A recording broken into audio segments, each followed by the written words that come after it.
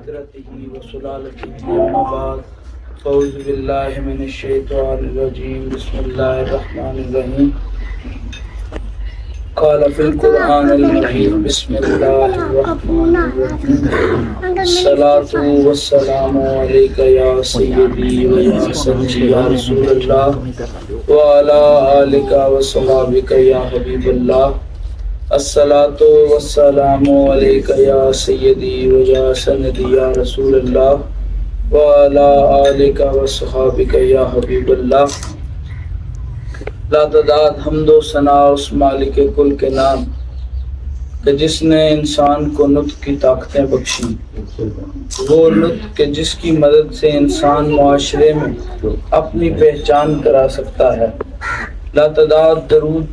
نبی مکرم نبی محتشم حضور سرور کائنات سیدنا محمد صلی اللہ علیہ وسلم کی ذات پر، جنہوں نے انسان کو ایک مکمل ضابطہ حیات دیا جس پر چل کر انسان خدا کو پہچان بھی سکتا ہے، اس کو جان بھی سکتا ہے۔ اور کروڑوں سلام ہو اہل بیت رسول پر کہ جنہوں نے ہمیں وہ نمونہ پیش کیا کہ جس پر چل کر ہم حضور کی سنت پر عمل کر کر اپنی زندگی کو اور دنیا کو مسخر کرتے جا رہے ہیں۔ اور لا تعداد رحمتیں ہوں اولیاء امت کی قبروں پر کہ یہ دین ہم تک کسی بادشاہ نے نہیں پہنچایا، یہ دین ہم تک کسی سلطنت کے شہنشاہ نے نہیں پہنچایا، یہ دین اگر ہم تک کسی نے پہنچایا ہے تو وہ اولیاء امت نے پہنچایا ہے۔ اور آج میں نے جس آیت کریمہ پڑھنے کا شرف حاصل کیا وہ قرآن میں سب سے پہلے بھی پڑھی جاتی ہے اور سورت نمل میں بھی اور سورت سلیمان میں بھی اس کا ذکر ہے کہ اللہ قرآن میں فرماتا ہے کہ بسم اللہ الرحمن الرحیم، رحمتوں والے مہربان اللہ کے نام سے شروع کرتا ہوں۔ ہر کوئی عام سادہ ترجمہ کرتا ہے، میں نے عام سادہ ترجمہ نہیں کیا۔ تو عزیز من گزارش یہ ہے کہ بسم اللہ کیا ہے؟ بسم اللہ وہ اسم اعظم ہے کہ جس کو جان کر انسان اپنی زندگی سے بے برکتیاں، اس کے پڑھنے سے بے برکتیاں دور کرتا ہے۔ بسم اللہ کی تاثیر کچھ ایسی ہے کہ حضور ایک دفعہ سواری پر سوار ہو کے جا رہے تھے تو سواری پھسل گئی، تو ایک صحابی رسول حضور کے ساتھ تھے تو انہوں نے کہا کہ شیطان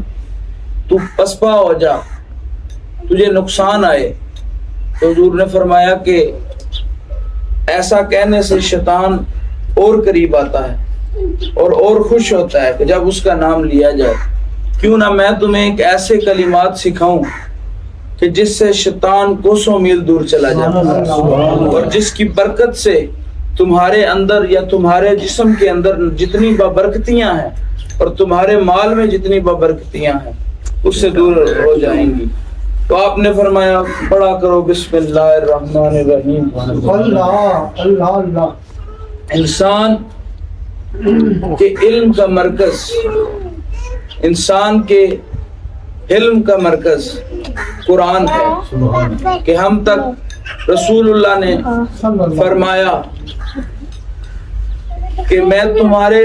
درمیان اپنی کتاب اور اہل بیت چھوڑ کے جا رہا ہوں۔ خدا نے بسم اللہ سے قرآن شروع کر کر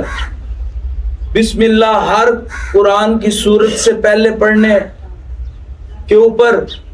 واجب قرار دے کر یہ بتایا کہ حضور کی اس حدیث کا مصداق قرآن میں بھی ملتا ہے۔ نور نے فرمایا کہ میں قرآن چھوڑ کے جا رہا ہوں اور اہل بیت چھوڑ کے جا رہا ہوں۔ تو عزیز من گزارش یہ ہے کہ بسم اللہ ہر کلزم اور قطرے کے درمیان جو معرفت ہے اس کو پہچاننے کا نام ہے۔ بسم اللہ عشق الہ کو جاننے کا نام ہے۔ بسم اللہ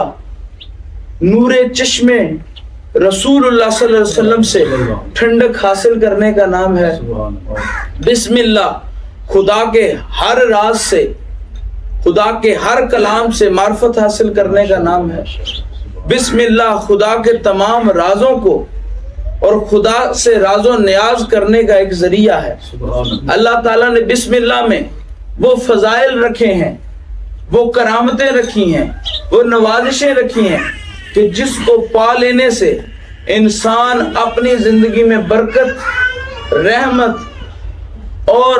خدا کا رحم تلاش کر سکتا ہے۔ کسی عام بندے کا رحم نہیں، کسی عام بندے کا کرم نہیں، اس رحمان الرحیم کا رحم جو ارحم الراحمین ہے، جس کے رحم سے بڑا، جس کے کرم سے بڑا نہ کسی کا رحم ہے نہ کسی کا کرم ہے۔ تو عزیز من گزارش یہ ہے کہ جو عاشق راز کو پا لینے کے در پہ ہو، اس کے لیے اسم اعظم بے بسم اللہ، رازوں کو راز و نیاز کرنے کے لیے، خدا کے اس راز کو جاننے کے لیے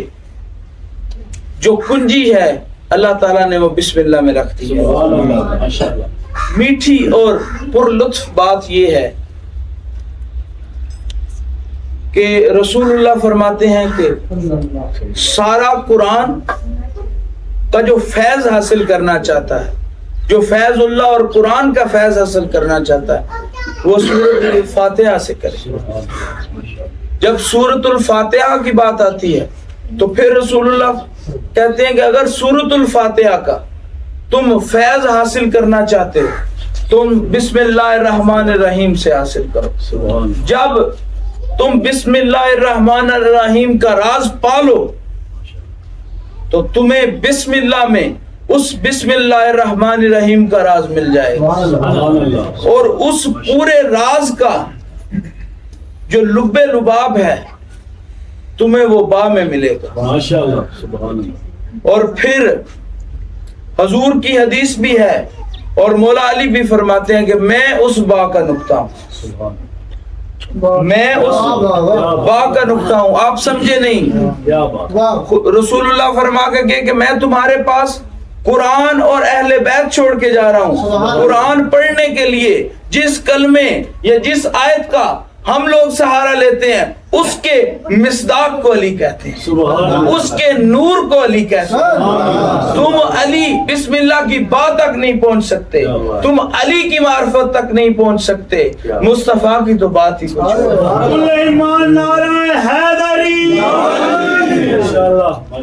بسم اللہ کی ہے۔ میں نے تفسیر ہاتھ میں اٹھائی ہوئی ہے، میں نے اس آیت کی تفسیر کرنی ہے کہ قرآن میں بعض اوقات میں اللہ تعالیٰ نے بسم اللہ پڑھنے کا حکم دیا۔ جب نوح کی کشتی ڈوبنے کے در پہ تھے، ڈوبنے والی تھی، تو اللہ نے قرآن میں کہا کہ تم بسم اللہ پڑھو۔ اور جب سلیمان پر مشکل کا وقت آیا، جب حضرت سلیمان علیہ السلام مشکل کی حالت میں آئے تو اللہ نے فرمایا کہ کہو بسم اللہ الرحمن الرحیم۔ قرآن اس چیز کا مصداق ہے کہ اللہ تعالیٰ کے حمد کرنے کے لیے، اللہ تعالیٰ کا نام لینے کے لیے تمہیں بسم اللہ کا سہارا لینا پڑتا ہے۔ اور جب بسم اللہ کے نیچے با کا نقطہ ہی نہ ہو تو تم اس اللہ کی معرفت کو کیسے پہنچ سکتے ہو؟ تم اس اللہ کے اسم کو کیسے پہنچ سکتے ہو؟ تم اللہ کے اس رازوں کو کیسے پہچان سکتے ہو؟ تو یہ میرے پاک اللہ کی مہربانیاں ہیں کہ ہر کام جو کرتا ہے،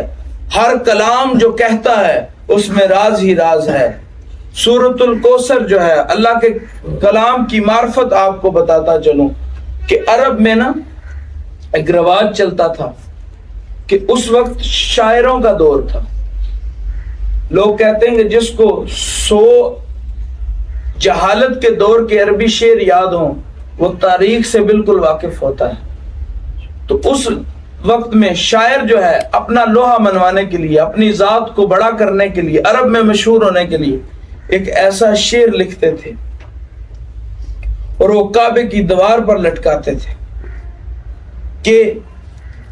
اس سے وہ جب تک وہاں چسپا رہتا تھا کوئی اچھا اس سے عمدہ کلام نہ لکھتا تھا، تب تک وہ اس کی جیت کا وہ نشان، اس کا وہ شعر کعبۃ اللہ پر لٹکا رہتا تھا۔ لیکن جب کلام اللہ کی باری ہے، جب حضور کے قرآن کی باری ہے، جب حضور کے سینہ اطہر پر اترنے والے خدا کے اس کلام کی بات آئی، تو سورۃ الکوثر کعبۃ اللہ شریف پر لٹکائی گئی۔ اور جب تک یہ رواج قائم رہا، کوئی مائی کا لال ایسا شعر نہ لکھ سکا، ایسا کلام نہ لکھ سکا کہ جو سورۃ الکوثر کی معرفت کو زیر کر دے، سورۃ الکوثر کے فیضان کو زیر کر دے۔ تو لوگ کہتے تھے کہ ما ھذا کلام البشر، کہ یہ کسی عام انسان کا کلام نہیں، یہ کسی عام شاعر کا کلام نہیں ہے، ما ھذا الکلام البشر، یہ کسی عام ذی روح ذی فہم انسان کا کلام نہیں ہے، یہ تو ایسے لگتا ہے کہ جیسے کسی جادو نے لکھ دیا ہو۔ حضور سے وہ جادو منسوب کرنے لگے، اگر کہ سمن بکمن عمی فاہم لا یرجعون کا ٹھپا ان کی زبانوں اور قلبوں پر لگ چکا تھا۔ تو عرض کرتا چلوں کہ قرآن کی معرفت حاصل کرنے کے لیے، قرآن کا مصداق حاصل کرنے کے لیے، قرآن کا نچوڑ حاصل کرنے کے لیے میرے مصطفیٰ نے اس عقدے کو، اس صندوق کو کہ جسے پا کر تم معرفت حاصل کر سکتے ہو، خدا کی ذات تک پہنچ سکتے ہو، اللہ نے وہ کنجی بسم اللہ الرحمن الرحیم، بسم اللہ رب کے انوار کی تجلیات کا وہ نمونہ ہے، بسم اللہ مصطفیٰ کی کرامتوں کا ایک نمونہ ہے۔ اور بعض مفسرین لکھتے ہیں کہ یہ وہی اسم اعظم ہے کہ جسے کچھ فرشتوں پڑھ کر اس زمین پر آئے اور پھر ان سے وہ اسم اعظم چڑھایا گیا، اور اس عورت نے عرش تک وہ اسم اعظم پڑھ کر پرواز حاصل کی۔ تو محدثین مفسرین لکھتے ہیں کہ یہی وہ اسم اعظم ہے۔ عشق والوں کے لیے تو مصطفیٰ کا نام ہی کافی، عشق والوں کے لیے تو مصطفیٰ کی ذات ہی کافی، لیکن جب تم ذات مصطفیٰ پانے کی کوشش کرو، جب تم ذات مصطفیٰ کو راضی کرنے کی کوشش کرو، تو تمہیں قرآن کا سہارا لینا پڑے گا، تمہیں قرآن سے مدد حاصل کرنی پڑے گی، تمہیں قرآن سے فیضان حاصل کرنا پڑے گا۔ لیکن مصطفیٰ فرماتے ہیں کہ اگر تم قرآن سے فیض حاصل کرنا چاہتے ہو تو پہلے الحمدللہ سے فیض حاصل کرو، کہ خدا کی حمد و ثنا کرو، خدا کے دیے ہوئے مال کو، دیے ہوئے فیضان کو، دیے ہوئے کمالات کی تعریف کرو، کہ حمد اس خدا کی کہ جو تمام عالمین کا رب ہے، حمد اس خدا کی کہ جس نے یہ رب، جس نے یہ ارض و سما، یہ ٹبا ٹبا، یہ جگہ بجگہ، یہ کو بکو تخلیق کی، حمد اس خدا کی جو رحم کرنے والوں میں ہے، جو کرم کرنے والوں میں ہے۔ اور پھر ایک جگہ قرآن میں آتا ہے کہ ارحم الراحمین، ایسا رحم کہ جو کوئی دنیا میں آنے والا شخص یا گزرے والے شخص نہ کر سکے، ایسا کرم، ایسا رحم، ایسا رحمان ذات کہ جو نہ پہلے آنے والے کر سکے نہ جو آگے آنے والے کر سکتے ہیں، وہ ارحم الراحمین کی ذات کو، اس کے مصطفیٰ کے عشق کو اگر حاصل کرنا ہے تو اس کے قرآن سے اور اس کی آل سے محبت کرنی ہوگی۔ سمپل سا فرمولا ہے، اللہ قرآن میں کہتا ہے کہ میں اور میرے فرشتے رسول اللہ پر درود پڑھتے ہیں صلی اللہ علیہ وآلہ وسلم، ہم اس مدنی مٹھن منٹھار کی اوصاف پر، اس کی ذات پر درود پڑھتے ہیں، اور میں اور میرے فرشتے پڑھتے ہیں۔ اے مومنو تم بھی پڑھا کرو، تم بھی اس سے فیض حاصل کرو۔ اور درود پڑھ کے یہ نہیں ہے کہ خود کو حضور کو فائدہ پہنچے، درود ہم اپنے فائدے کے لیے پڑھتے ہیں کہ یا اللہ تو سلام بھیج اور درود بھیج پاک رسول اللہ صلی اللہ علیہ وآلہ وسلم کی ذات پر، اور فائدہ ہمیں پہنچا۔ درود ہم نے پڑھنا،